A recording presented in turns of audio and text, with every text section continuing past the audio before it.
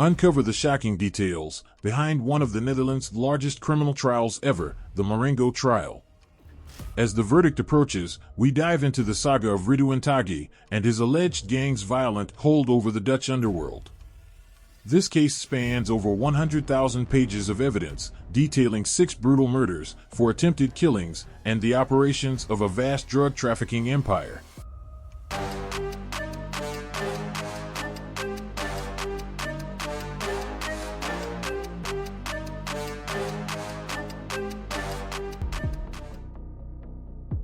On Tuesday, February 27th, a pivotal moment will arrive in the Marengo trial as the judges prepare to deliver their long-awaited verdict.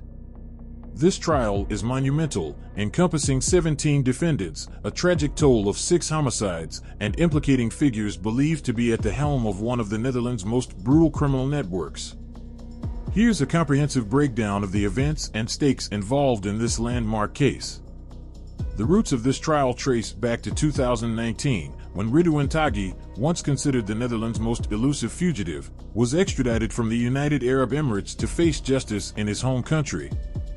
His capture and extradition launched what has become an unprecedented legal undertaking, filling a case file that now exceeds 100,000 pages, even surpassing the voluminous records compiled during the MH17 trial. Taghi, once labeled the Netherlands' most wanted, is accused of orchestrating one of Europe's largest and most ruthless drug trafficking syndicates.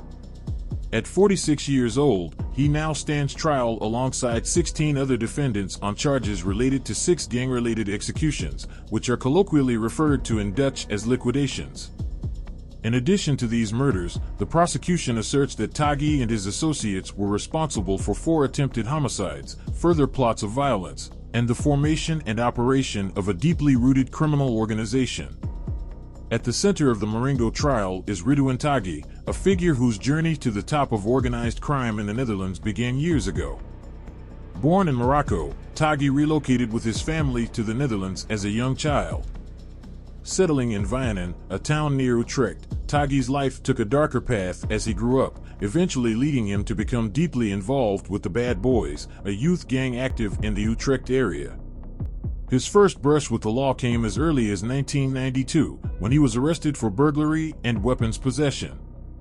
Since then, he has risen to be considered one of the Netherlands' most dangerous criminal masterminds. Alongside Taghi is Sid Rizouki, a man believed to be his most trusted confidant and alleged second-in-command. Like Taghi, Rizouki was born in Morocco and brought to the Netherlands as a child.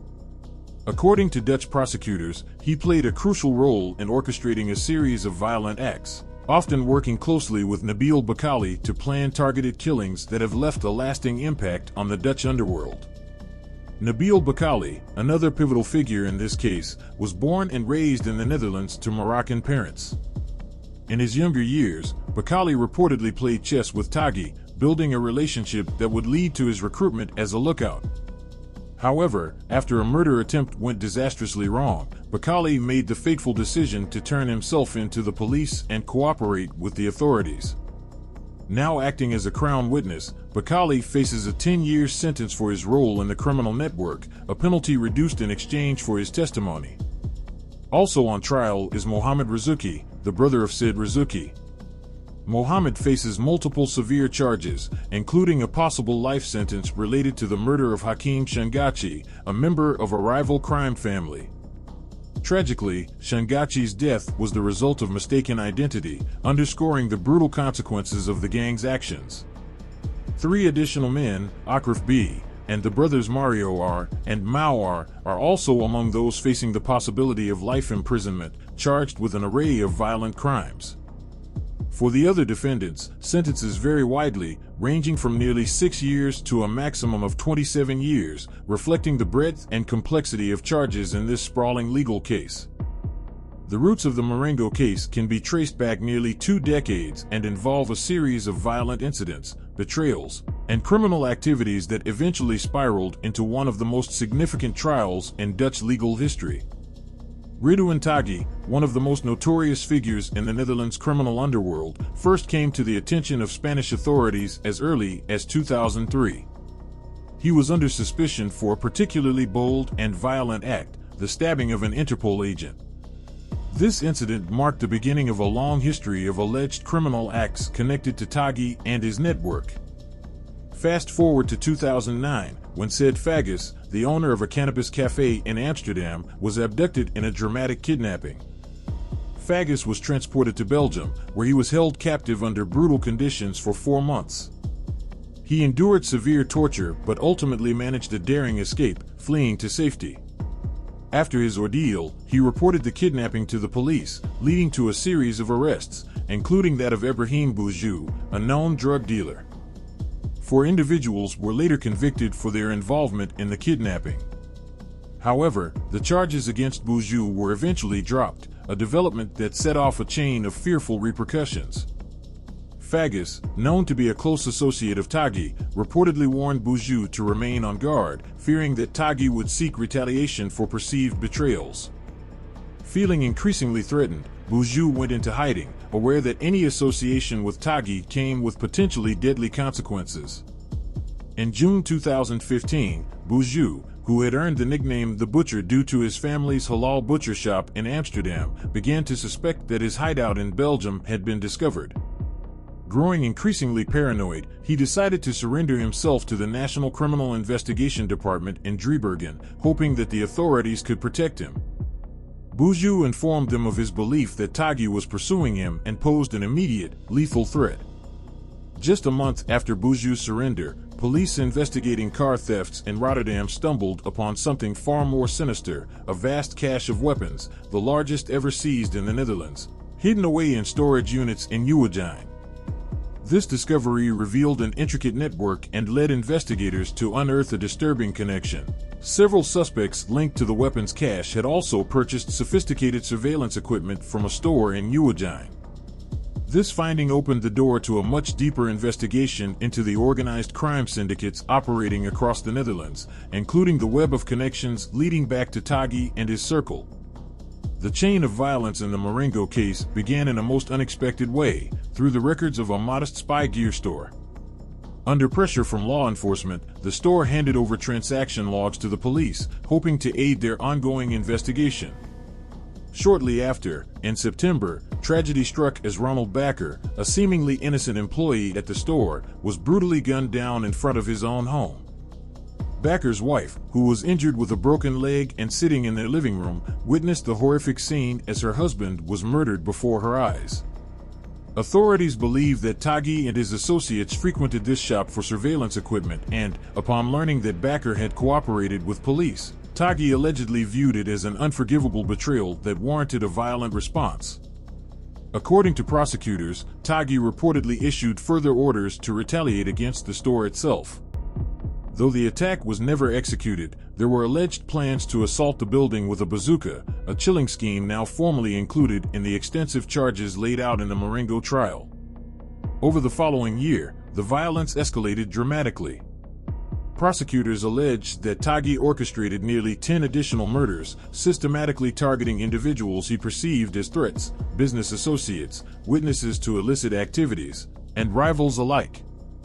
Among the victims were 2 individuals involved in the investigation of the weapons cache uncovered in Nieuwegein, who were both killed as a result of their cooperation with authorities. In April 2016, an international breakthrough occurred when Canadian and Dutch police successfully seized servers connected to Netcom, a Dutch telecommunications company operated by Danny M. Manupasa. This company specialized in secure phones, primarily catering to criminals needing encrypted communication. In 2017, police made a crucial announcement. They had successfully decrypted and accessed a staggering 3.6 million encrypted messages stored on the seized servers. This unprecedented insight into criminal communications became a cornerstone in the broader case against Taghi and his network. In a tragic turn, the violence continued when, in January 2017, Hakim Shangachi, another man with alleged ties to the criminal world, was mistakenly shot and killed. Shangachi's family, some of whom were also allegedly involved in criminal circles, was incensed by the murder and reportedly sought revenge for his death. Nabil Bakali, fearing retaliation either from Taghi or the Shangachi family, eventually decided to seek protection by turning himself in to the police and cooperating with investigators. However, this decision came at a devastating cost. Within just a week of Bakali's cooperation, his innocent brother, Ridouan, who ran a printing shop with no known criminal ties, was tragically killed. The assassin reportedly entered his shop under the pretense of a job interview before carrying out the murder. This brutal killing sent a chilling message and underscored the extent of the risks involved in crossing Taghi's organization. As the Marengo trial unfolds, the prosecution has built much of its case on two pillars of evidence: the thousands of text messages decrypted from Netcom servers and the testimony provided by Bakali, who risked everything to come forward. These elements together paint a harrowing picture of a ruthless network and have become central to one of the most intense criminal trials in Dutch history. The Marengo trial officially began with preliminary hearings in 2018, but its roots stretch even deeper, and its repercussions have gone far beyond the courtroom. At the onset, both Ridouan Taghi and his alleged right-hand man, Said Rizuki, were still evading capture, managing to remain elusive figures despite intensified police efforts. The same year, in June, a dramatic escalation unfolded when an attempted firebombing targeted the offices of De Telegraaf, one of the Netherlands' leading newspapers. Authorities quickly suspected Taghi as the mastermind behind the attack, interpreting it as a bold attempt to intimidate media scrutiny of his activities. Only a few months later, in September, the violence took an even darker turn. Dirk Wiersum, the courageous lawyer representing Crown witness Nabil Bakali, was brutally murdered outside his home. This shocking crime rattled the legal community and underscored the dangerous stakes involved in bringing down organized crime. To heighten their efforts in locating the fugitives, Dutch authorities announced a historic €100,000 reward in October for information leading to the capture of Taghi and Rizuki. The amount marked the largest reward ever offered in the Netherlands, a clear indication of the gravity of the situation. Yet, Taghi later derisively criticized the sum as insufficient, accusing Dutch authorities of being Calvinistic in their approach, implying they were too frugal given the circumstances. The string of violent acts extended further when, in 2021, Peter R. de Vries, a renowned Dutch journalist known for his in-depth reporting on organized crime, was fatally shot in Amsterdam. De Vries had been actively assisting Bakali with the trial proceedings, serving as both an advisor and a public advocate. Investigators believe that Taghi was behind this assassination as well, ordering the hit as a form of retaliation and an attempt to silence those aiding in the case against him. The high-profile killings of individuals tied to the Marengo trial, Ridouan Bakali, Dirk Wiersum, and Peter R. de Vries, stand out as some of the most brazen attacks against Dutch civilians in recent history. However, these murders are not formally included within the Marengo trial itself, a proceeding already labeled by Dutch media as a megaprocess for its scale and complexity. Each of these murders has instead led to separate prosecutions. In 2022, 2 men were sentenced to 30 years in prison for their involvement in the assassination of Wiersum, with the verdict in the De Vries case anticipated in June. In addition to the high-profile murders, the insights gained from decrypted encrypted messages and the extensive investigations surrounding Taghi have set off a wave of related criminal cases. The evidence has supported a multitude of prosecutions across the Netherlands, spawning dozens of other trials and revealing just how far-reaching and interconnected Taghi's influence truly is. The arrest of Ridouan Taghi, one of Europe's most feared criminal figures, unfolded through a series of international incidents and diplomatic pressures. In 2017, a tragedy occurred that would eventually set off a chain reaction leading to his capture. Hamza Chaib, a 26-year-old medical student and the son of a respected Moroccan judge, was shot dead in a cafe in Morocco. This tragic killing was the result of mistaken identity, with Chaib misidentified as the intended target, an individual believed to be a business competitor of Taghi's. At this time, Taghi had established a base in Morocco, where he had been residing for several years. From there, he orchestrated a complex operation to import vast quantities of cocaine from South America into Europe, using his home country as a strategic hub. However, the unintended killing of Chaib changed everything. Fearing that Moroccan authorities would arrest him due to the botched murder, Taghi made a calculated decision to relocate, opting for the United Arab Emirates as a safer alternative. The ripple effects of the Chaib murder extended into Morocco's highest circles of influence.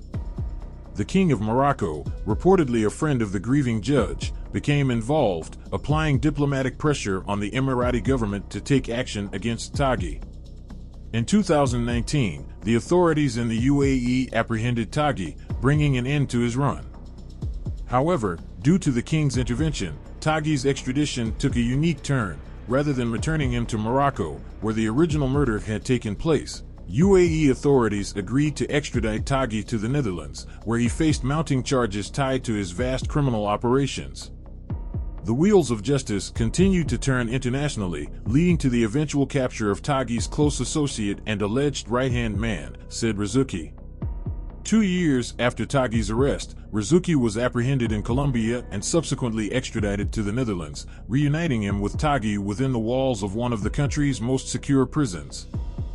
In March 2021, the Marengo trial officially commenced, marking the beginning of what would become one of the largest and most complex criminal proceedings in Dutch history.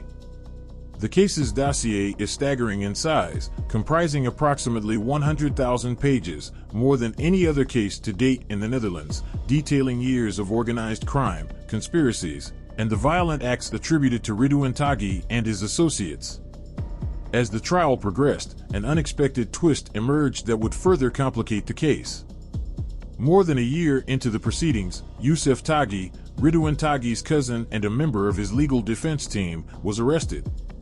Authorities accused him of assisting his cousin in managing criminal operations from behind bars, a severe breach of legal ethics and trust. During his own trial in 2022, Youssef claimed he had been forced into cooperation, stating somberly to the court, "You don't say no to Taghi," indicating the level of fear his cousin inspired, even among family.